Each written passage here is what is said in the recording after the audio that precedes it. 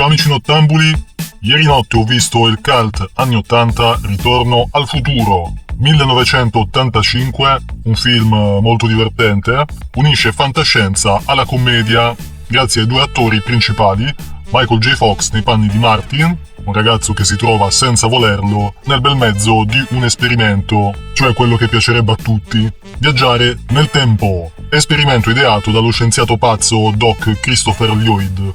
Martin verrà catapultato senza volerlo negli anni 50 con una DeLorean opportunamente modificata per fare viaggi temporali.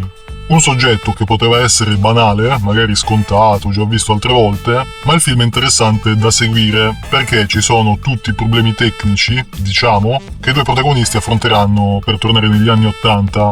E poi, l'impiccio più grande, cioè Martin interferisce nel rapporto tra i suoi genitori, che in quel periodo si stavano conoscendo, e rischiano di crearsi dei paradossi temporali.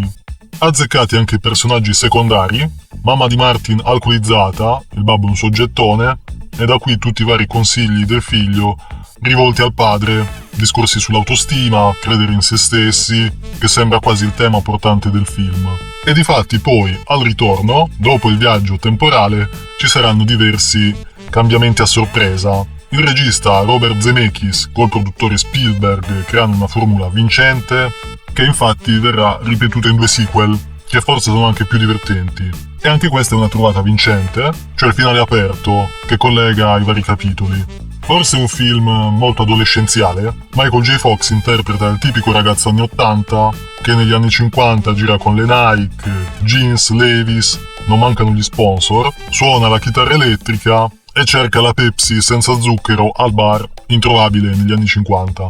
Insomma, gli sceneggiatori provano ad inventare degli equivoci comici, magari un po' banali, ma tutto sommato divertenti. Quindi, se ancora non l'avete mai visto, se siete proprio giovanissimi, film consigliatissimo, super divertente, ma il capitolo 2 e il capitolo 3 che vedremo nei prossimi video saranno ancora più divertenti.